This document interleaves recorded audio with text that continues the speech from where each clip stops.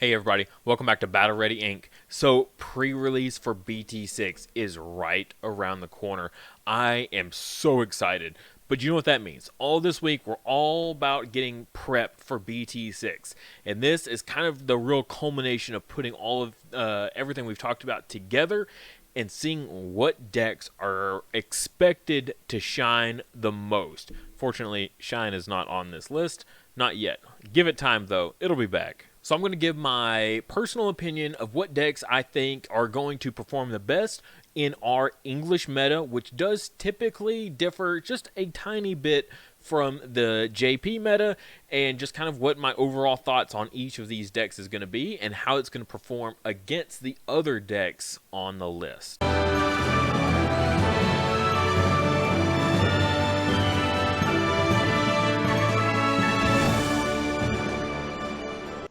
Also, don't forget our Patreon reward for the month of September is Digimon. So if you're going to be playing, something like Jessmon next set, this would make a great red memory marker for that. All of the memory markers on the channel are handmade out of clay by my wife. Also, if you would like to get one of the previous memory markers, check out the link in the description below for her coffee, and you can actually order one of the older ones. Now, the benefit of being a Patreon supporter for my channel is you get access to her latest memory marker a whole month before it ever even goes live on her website. So make sure, if you really want the Gigimon, to order it now through my Patreon, or else you'll have to wait a whole month to be able to order it from her. Okay, so this month I'm going to do things a little bit differently. I've already got my layout right here for you. So that way you don't have to skip ahead. I know who you are that skip ahead to the end and you don't listen to anything, and then you blast me in the comments about my weird choices, and then you didn't actually watch the video. So we're just going to lay it all out there. So if you want to just look at it, you can look at it, and then you can listen to me ramble. So first, immediately, the thing I want to discuss is where I get my information on, that I make my most informed decision that I possibly can. So I get it from a couple different places. First is DTCG Review on Facebook. They do weekly updates on the Japanese games, that all these tournaments that they're being held. And what they do is they compile all the first place winners from across JP, and then they throw them into this nice little spreadsheet here that they do. They got spreadsheets, they have pie charts, they have all kinds of different graphs. This is, I think, the most appealing one. So week 1 of BT6, Jessmon already taking center stage as one of the prominent forces, but purple with Titamon, and then a few people still hanging in with Lilithmon. This will quickly change, though. And then, of course, security control is just one of those that's always just kind of, I think, stick around for just the longevity for quite some time. And then Musketeer, I think it took some time for Musketeer to kind of get figured out, and we'll discuss that in a bit. But yeah, it took a little time to figure out the ratios and stuff to really make this deck really pop off. But then after that, week 2, Gabumon, the Bonds Gabumon deck just exploded out of nowhere. Like, one person finally figured out how to make the deck work, combining it with the ancient Garurumon, and the deck just shot up as like incredibly represented in early BT6. It was taking tournaments like crazy. Also, we see more Musketeers starting to get figured out, so we're seeing more representation. Also, BL Starmon, kind of like its own centered thing. Sort of like security control, but also like a combination of security control and Musketeer for this BL Starmon deck that is really, really spicy.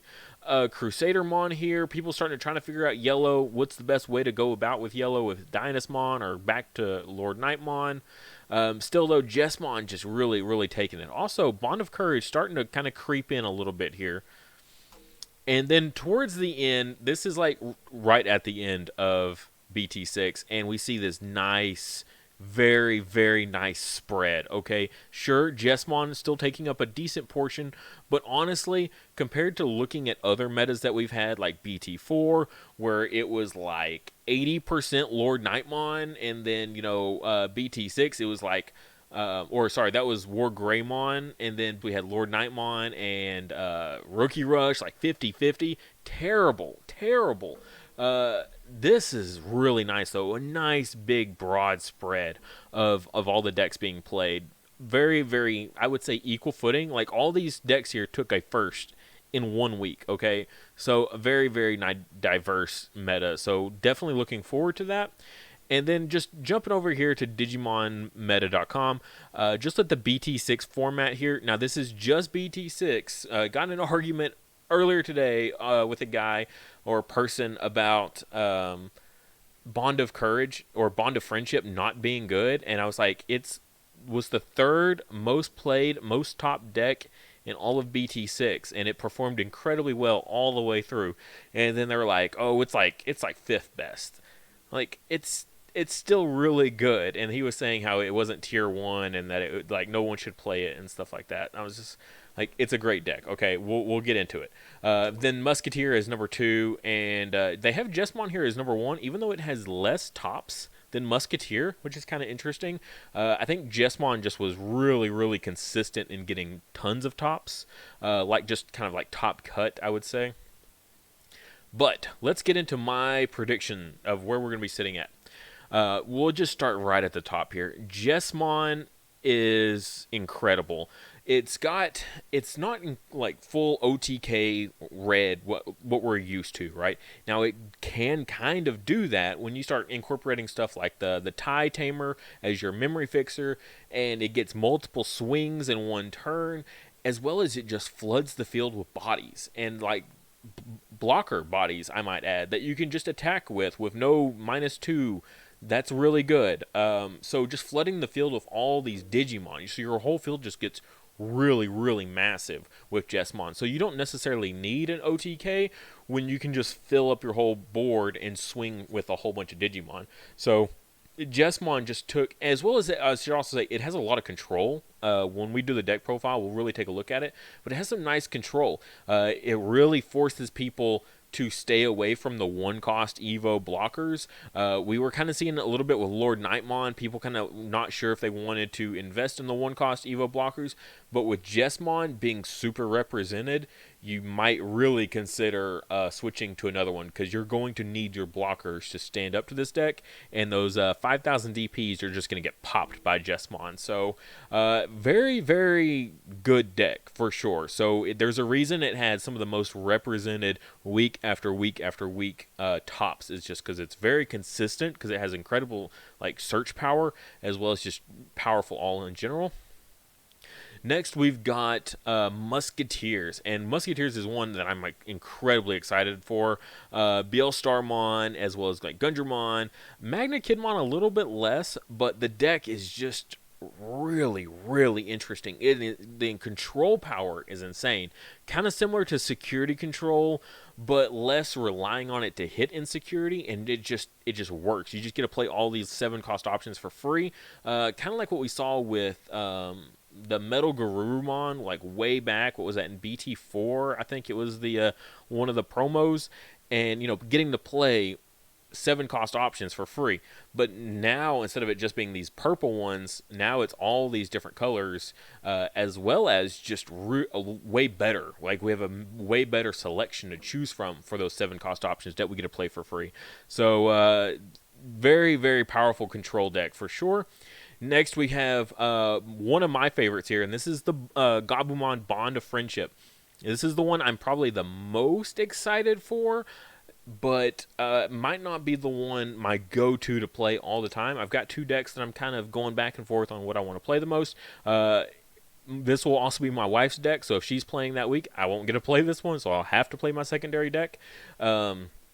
But this thing is just really, really fast. So it's all about going straight from a rookie that, you promote your rookie out of raising, and then immediately go into a Bond of Friendship, and you get to swing. You can potentially swing 3 times immediately. Like, what? A 3-cost Evo, and it gets 3 swings, as well as it can bounce a level 5 and below every single time it swings, because it's not once per turn. Yeah, that's some good stuff there. Level 5 or below, any blockers in your way, you just bounce them right back to hand, and you just keep swinging. So it's got some really cool control. It's got incredible incredible search power now. You had stuff like Davis before that, let you search and dig a little bit more. You got stuff like Strabimon that's going to help you dig a little bit more. You got, your Lobomons that digivolve on top of Tamers for that extra, like, that win right there, the win condition for you. The little bonus, you can run Omnimon a little bit in the deck. Most of them don't run it, though, but it is another thing you can look at. All these Gabumons that just have all these on-play effects that let you search. You got the old school Gabumon that draws. We got the brand new Tamer, or not Tamer, the brand new Gabumon that searches for Tamers. That's a promo for English only. So JP never got this. This deck did amazing in JP without that Gabumon. Now you're telling me we have a promo that just boosts the consistency even further? Yeah, this deck is going to keep an eye on it, okay? Now, it was third in JP, but with that Gabumon, it could elevate it even higher here. So we could see even better performance with that promo here, just to add an incredible amount of consistency to the deck. Next, we got good old-fashioned Security Control. I think Security Control is just one of those decks that's just going to stick around forever for a very long foreseeable future, just because of all the things already available. It's going to take some massive power creep to make it not playable. Like, these decks are going to have to be so efficient and so fast in what they do, and just consistent and everything to make Security Control no longer viable. I mean, if I give my opponent 7 memory, and they can just go completely off and do some crazy stuff and don't have to worry about my security at all, then yeah, the Security Control may go the way of the Buffalo. But that's not going to happen anytime soon. We haven't seen any sign of anything crazy like that happening. So Security Control just gets even better. It's actually dropping the entire red package and just going down to a duo color of yellow and black. That's what I said. Yellow and black. So they've got all new tools. Yellow got its new kind of like Omnimon killer card and Wyvern's Breath. So anything 15,000 DP or less, you just get to kill it. So, which allows us to replace the Gaia Force in the deck, or Transcendent Sword. We've gotten lots of new recovery abilities. Yeah, just it's still just as nasty as ever. It's even more nasty, but it balances because all the new decks are equally elevated in their nastiness. So while it got better, so did everything else. So did the other colors, I should say, in the decks that they've got. So like red and blue here, and then black and purple. Like, all these other decks are also just on a whole nother level of really powerful. So it's good that this is also, like, they're all kind of rising equally, I should say. Next, we got Bond of Courage here with the Agumon. It's at the bottom, I would say. It did, at the end of BT6, really kind of start to shine a little bit in the JP format. It just took a bit for them to, like, figure things out and how to work it. When we get to my deck profile for it, I've got some really, really spicy things to show you guys that I learned from other JP players that is crazy. So kind of like how Bond of Friendship over here is using the Ancient Garurumon package to kind of be more swings, get more hits in. This has its own kind of unique way to get lots of hits in that's not through the Ancient line. It's through a different method, and we'll get to it when we get to the deck profile. But yeah, stay tuned for that, because it took a bit for it to finally start working in Japan. So now that we know the tricks beforehand, we can actually start making it work extra early for anyone wanting to just start out from the get-go with Bond of Courage here. Or Bond of Bravery, I think, is what they settled on for English. All right, next up is B tier. Also, I would point out, I should have done this in the beginning, I don't have anything in S tier. I moved everything down this format because I want S tier to represent, like, the unbeatable decks, okay?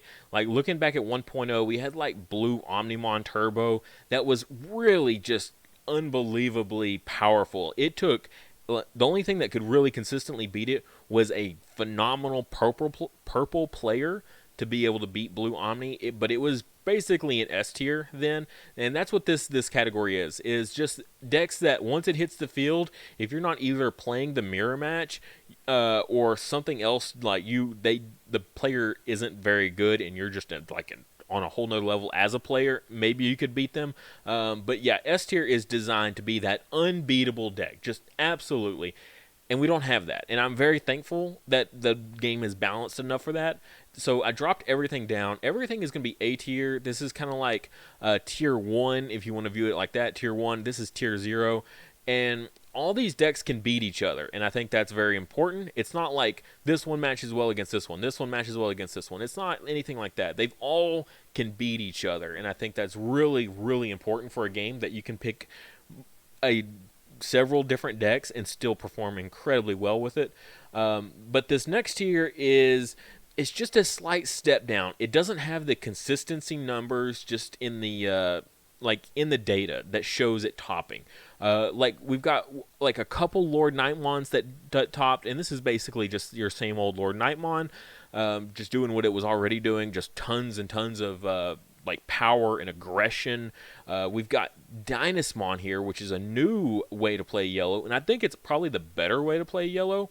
You combine Dynasmon with Mastemon and things like Wizardmon, so when you trash your security, you gain 1 memory back, so all these 4-cost Evo Megas are kind of like 3-cost Megas, which is really cool. It's doing a lot of really, really nice things. Also, if security control does get kind of out of hand, the Dynasmon deck is probably a pretty good counter to that deck. So, again, things like Mastemon, really, really, really good against security control. So, unfortunately, it just didn't see enough. I'm not really sure what's holding it back. Like, on paper, it looks really good, and it looks really powerful. Dynasmon is just an incredibly good card. So, we'll just kind of wait to see what happens. That's kind of what a lot of this B-tier stuff is we'll wait to see how it performs. We've seen the raw data on these guys just absolutely dominating the format. And then these guys down here are... I'm not really sure why they're not up there with these guys. They just didn't seem to perform well in JP for whatever reason. So we'll have to just wait and see.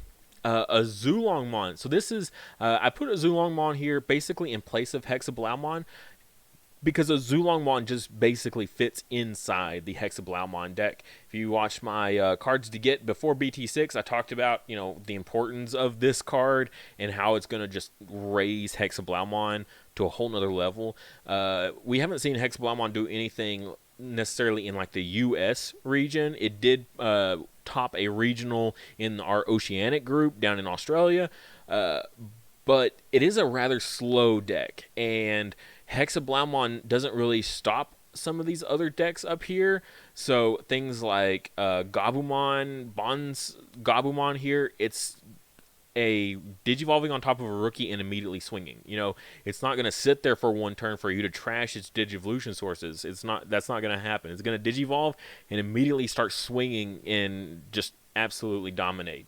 So Hexablaumon not going to really do much against this deck, but Zulongmon being able to just punch in for a crap ton of damage and just kind of like steal the game away, I think it definitely has a lot of potential. So that's why it's up here in the B tier. It's got the potential to punch up into A, I would say. Same with Dynasmon. I think both of these could definitely do it. Next we got Rookie Rush, which again just did not do anything. Now, granted, I don't think JP plays Rookie Rush on quite the level that the English players do, because English players love Rookie Rush. So I think this one could very well still just dominate. We'll have to wait and see. But it's just as good as it was before, if not better. It's going to get things like the new Pulsemon that is going to give jamming, and then if you take the Pulsemon's Evo, that level 4, he gets to have security attack +1, and if you go with that jamming, 2 security checks on a level 4 with jamming is really good for something like Rookie Rush.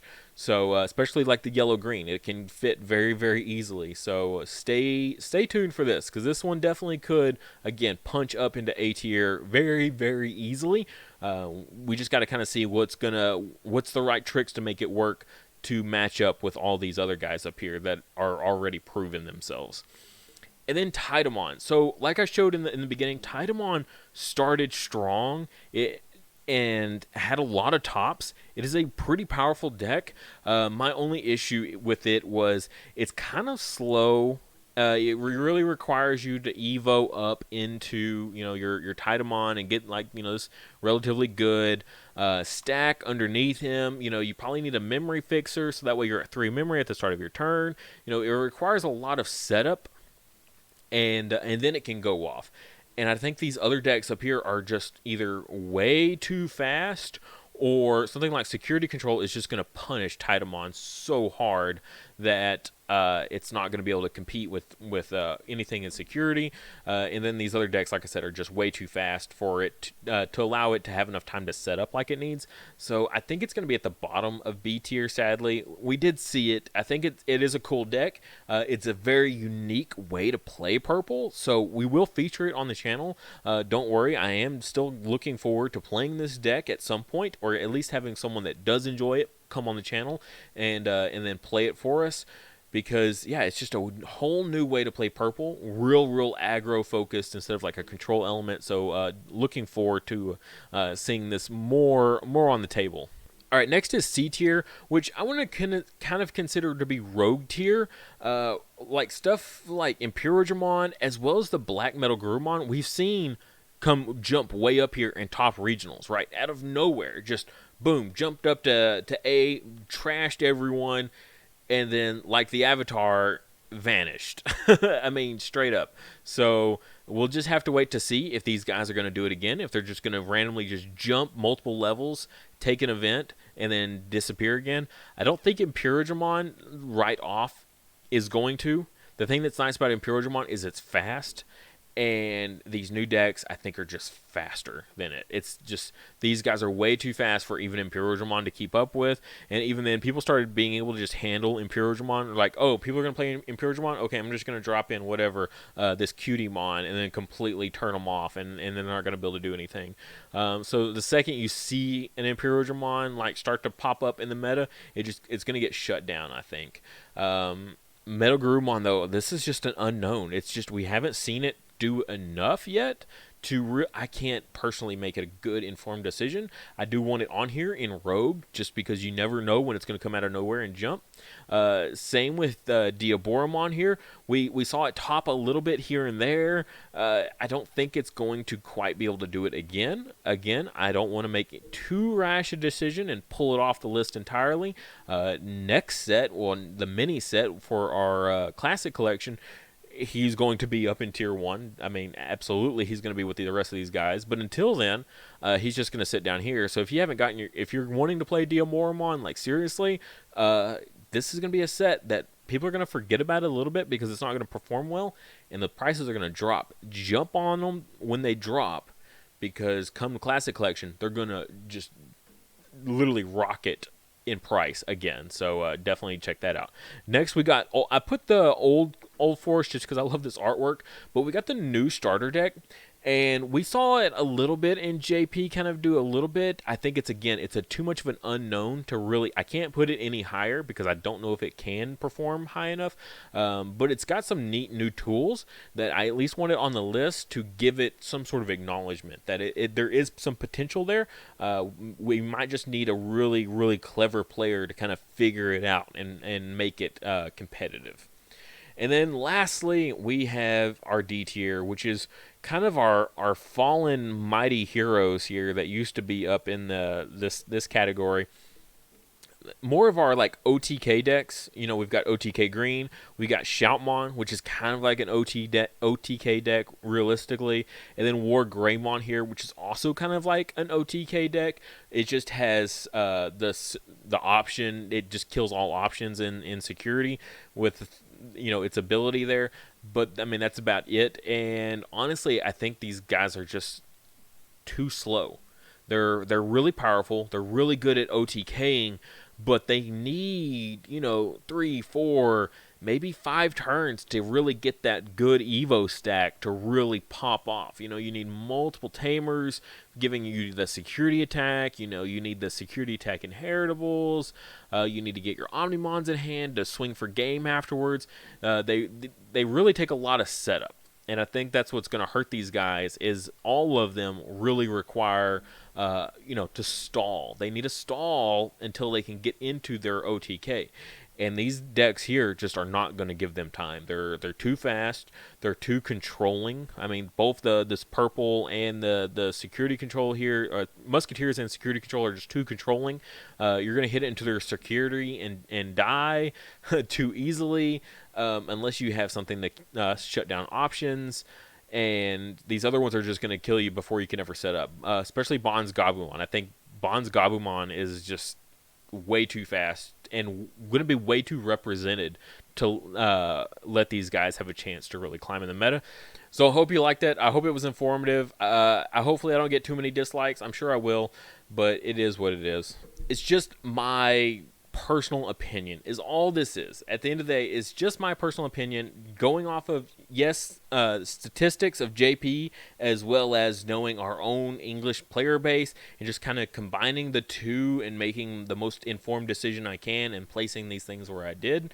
And this is just where I settled on. In another month or so, we'll come back to this and just kind of see where things have fallen. You know, if some of these have dropped off, some of these have shot up. If we've got something new that, you know, someone just came up with, like out of nowhere that no one saw coming, and we get to add it to the list, awesome. I hope that happens. I really do. I hope that happens. I love adding things that no one saw coming to the list. Thank you guys so much for watching. If you would, please like the video and subscribe. Just a little bit of help goes a super long ways. It helps the channel out tremendously, gets my videos out there, gets them seen.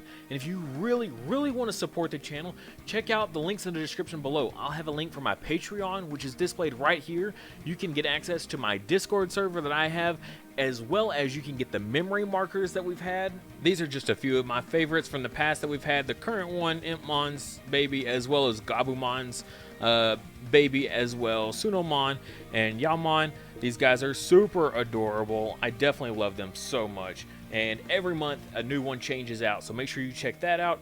As well as we have our new playmats. This is why I recreated this video. It's because our playmats are here finally, and they are super cool. I alternate between the black and white every single month for whoever wants to support this tier, as well as I have a tier just higher than that, so that way you don't also have to lose out on a memory marker. You can get both the memory marker and the playmat just in case you want both.